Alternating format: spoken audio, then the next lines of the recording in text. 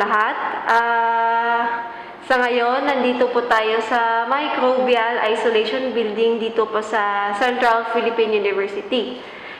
In behalf of our University President na si Dr. Chudoro C. Robles and the Dean of the College of Agriculture, Resources and Environmental Sciences, Dr. Jaime C. Cabarles, ako po si Dana Marie Gabasa, bali research assistant po ako dito sa project ng Philippine Native Chicken.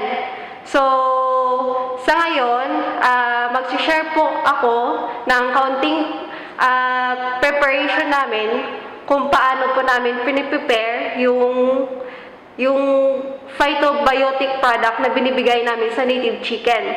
So, ano nga ba yung phytobiotics? Bali, yung mga phytobiotics po is, these are the plant-derived products kung saan po na binibigay natin na natural na way para po sa ating mga native chicken. Hindi lang po sa native chicken, kundi sa ibang animals po natin, kagaya ng mga baka and yung mga ibang farm animals din po natin.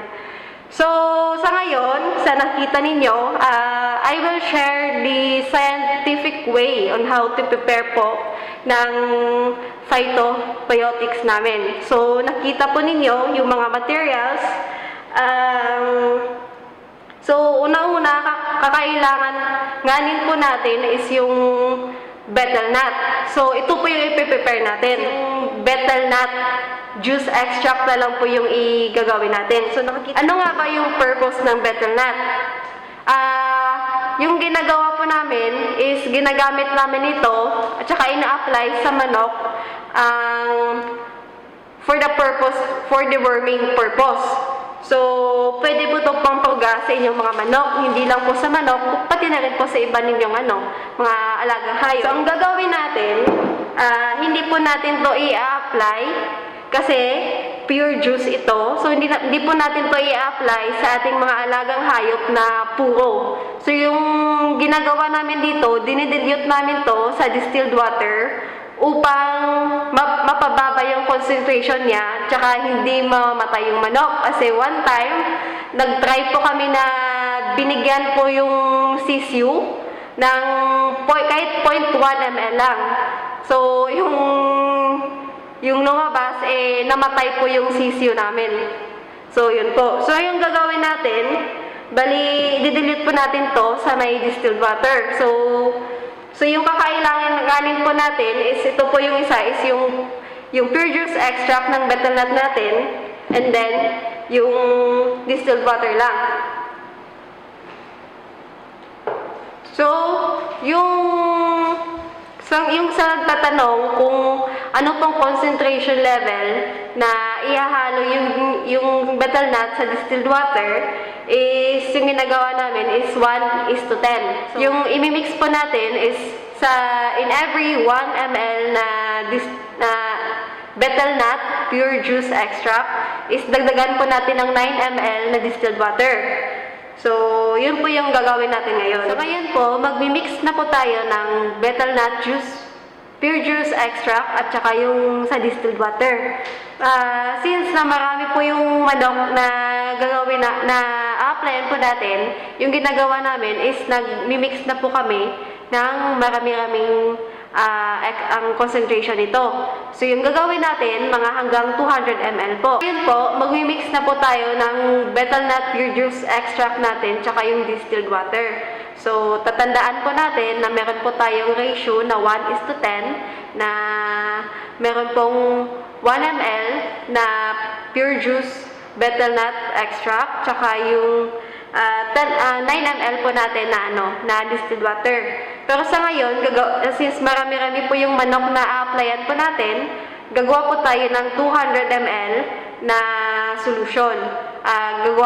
Meron po tayong 20 ml, sa 20 ml na pure juice extract ng betel nut natin, dadagdagan po natin ng 180 ml na distilled water.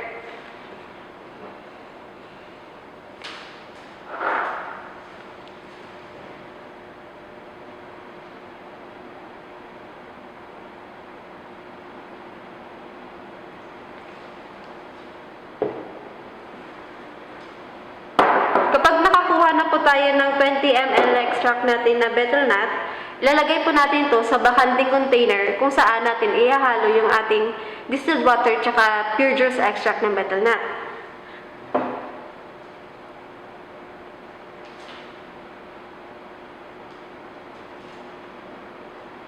So, sa gagawin natin, hindi naman po kailangan na gagamit tayo ng beaker. Like sa ginagawa namin. Kapag meron naman kayong bakanteng mga containers dyan, pwede nyo pong gamitin yun. Sa mga ano naman po na mga nagtatanong kung paano nyo ma-measure yung 1:10 ninyo, meron po kaming isa-suggest na tuberculin or di kaya syringe na tinatawag natin. So, meron po kasing mga iba't ibang klaseng syringe. Meron po itong nagme-measure na 1 ml lamang, meron po mga 10 ml, tsaka 20 ml. So, pwede po kayo makabili sa mga malapit ninyo na agri-supplies o di kaya sa mga butika din po.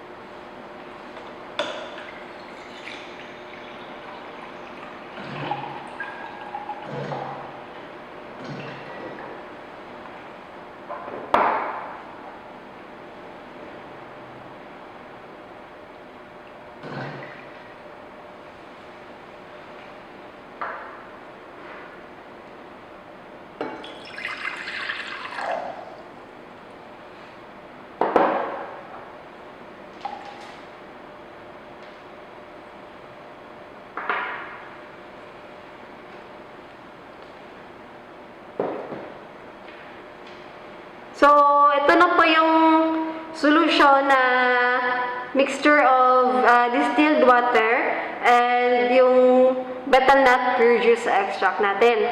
So, in addition, kapag ano lang po ito, kapag meron po kayong planong na i-store yung solution ninyo na pangmatagalan.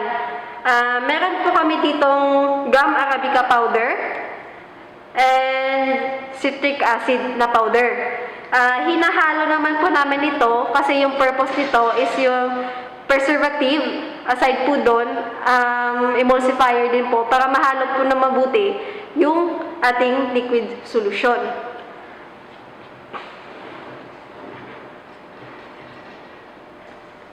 Ang dosage or yung inclusion level naman po ng citric acid tsaka ng gum arabica powder is equal, bali meron po tayong 200 ml. So equivalent po ito is 1 gram lang po yung ilalagay natin o di kaya 1 pinch. Meron po tayong material.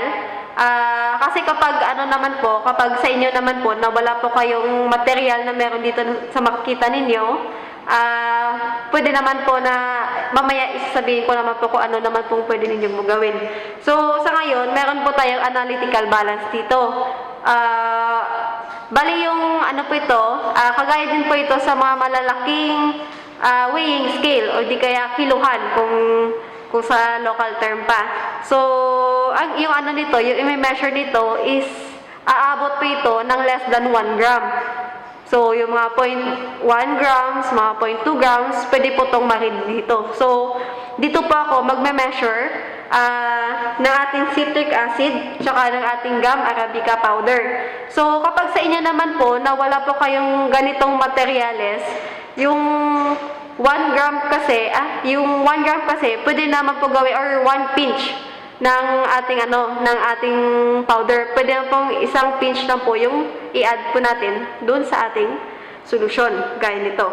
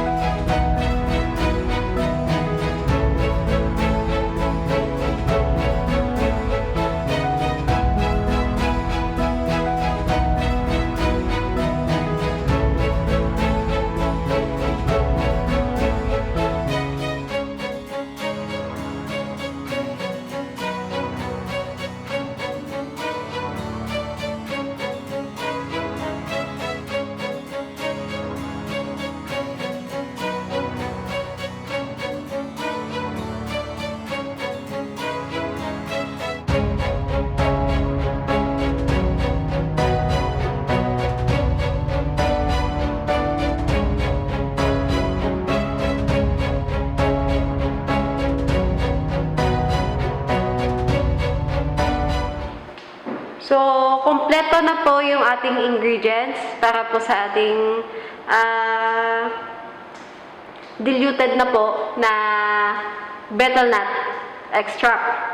So, yung gagawin naman po namin is since po na nahaluan po ito, and then para yung itsura po niya is magiging maganda po, yung gagawin namin sa subject po namin to sa homogenizer.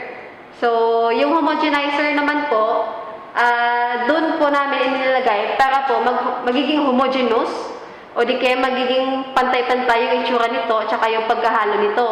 So, kung sa inyo naman na wala po kayong ganoong gamit, okay lang naman po na paghaluin po natin to gamit ng kutsara or di kaya yung mga pwede nating maihalo sa ating solusyon.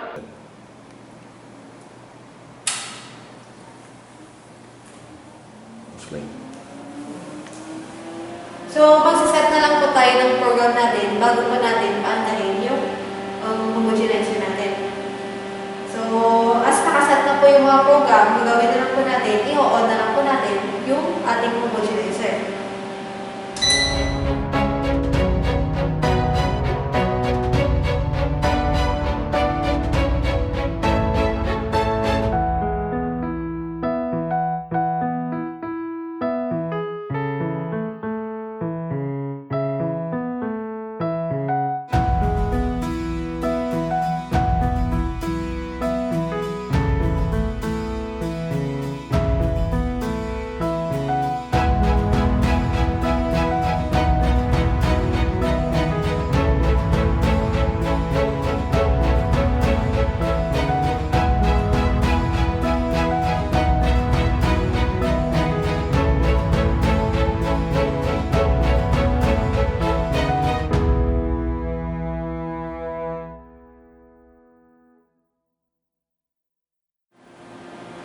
Makikita po natin, galing po sa homogenizer na yung itsura niya is nahalo po ng mabuti. So, homogenize po yung itsura nito and medyo maganda po siya kasi sa kanina na ano pa lang, na raw pa lang yung pag-mixing nito.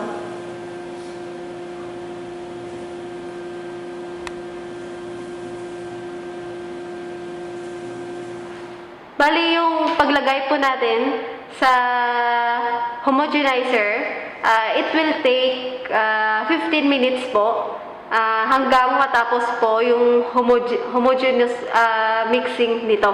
So, sa ngayon, ito na po yung resulta ng ating betel nut extract. So, yung gagawin naman po natin sa ngayon is ita-transfer naman po natin to sa storage sa mga container kung saan masastore po natin kapag hindi pa po natin ito magagamit. So, meron ako dito na mga glasses. Bali, yung ginawa po namin, i-sterilize po namin to gamit ng autoclave. So, yung sa autoclave po kasi, ginagamit to para yung mga gamit, especially sa mga laboratory, o kung saan yung mga materyales na gagamitin po natin is critical po, especially sa mga mikrobyo, ay kailangan natin na ma-sterilize. Pero kung sa inyong pong lugar, kung saan po na wala pong ganitong walang ganitong machine or gamit, pwede naman po natin itong pakuluan sa mainit na tubig para po ma-sterilize yung ating gagamitin na container. So, yung gagawin ko ngayon is ita-transfer ko na lang po ang ating betel nut extract.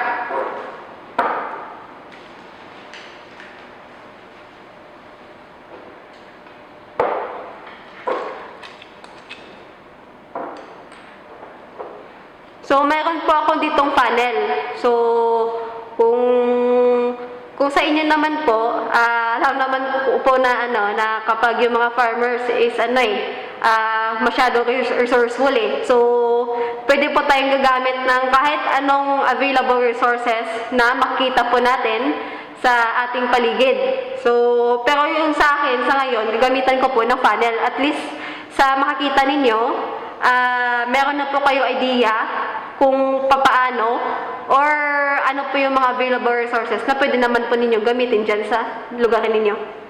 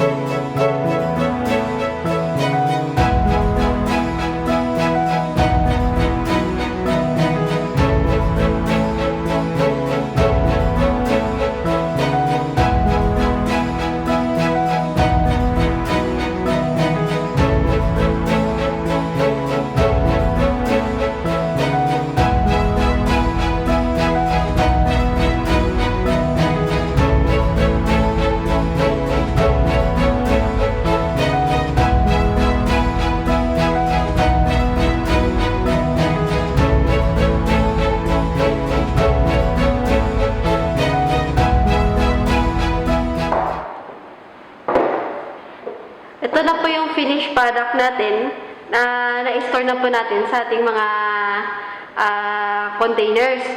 So, dahil meron po itong citric acid tsaka gum arabica powder, matatagalan na po ito yung sa storage natin. Pero, recommended pa rin na i-store po natin to sa ating refrigerator kahit sa chiller lang po.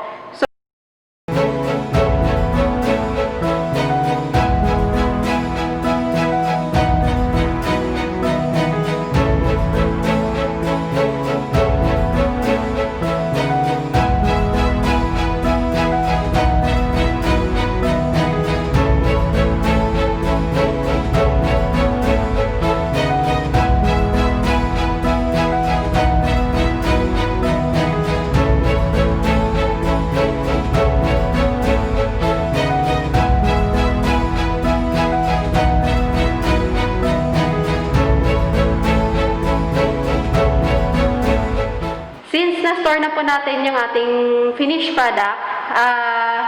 Bali, i-share ko sa inyo kung ano po yung dosage na gagamitin natin or i-apply natin sa ating native chicken. So, kapag meron po kayong maliliit na like mga sisyo or hanggang mga 3 weeks old, pwede po kayong mag-apply ng 0.1 hanggang 0.2 ml ng solution ninyo, solution na ginawa ninyo. Kapag malaki-laki na po yung ano ninyo, yung sisyo ninyo, like mga 2 to 3 months, pwede po kayong magbigay sa kanila ng 0.5 ml ng solution na ginawa ninyo. So, paano ba ninyo or ano ba ang tool na gagamitin ninyo para i-apply yung ginawa ninyong solution? So, meron ako ditong sample. Ito po yung inano ko kanina na tuberculin syringe. Ito po ay nag-range or di kaya nagko-contain naman ng hanggang 1 ml or 1 cc na liquid. So, makakabili po kayo dito or makakabili po kayo nito sa malalapit na vet supplies, meron din po nito, or di kaya sa mga butika, malapit na butika po sa inyo. So, yung maganda po kasi dito sa tuberculin natin, kasi hanggang 1 ml lang siya, at the same time, meron po siyang mga 0.1 hanggang 0.9 na measurement. So, maganda po ito kapag konti lang po yung application na gagawin natin. Kahit sa ano pa yung liquid na i-apply po natin. So, dito po sa Central Philippine University, pwede ko ngambal nga gabaligya kita, no? No? Sige, sige. So, dito po sa Central Philippine University, sa nakita po ninyo, kami po ay nagbebenta rin po ng ganoong products. Aside po kasi sa mga liquid products, meron din po kaming powdered products. Kung saan po, in terms naman of storage, kapag wala po tayong available na ref or refrigerator sa ating lugar, pwede po yung mga powdered products. So, kapag gusto nyo po or interesado po kayo sa aming mga produkto tsaka sa iba pa, makita nyo po sa numero dito sa ibaba na pwede po kayong kumontak o mag-inquire dito lang po sa numero.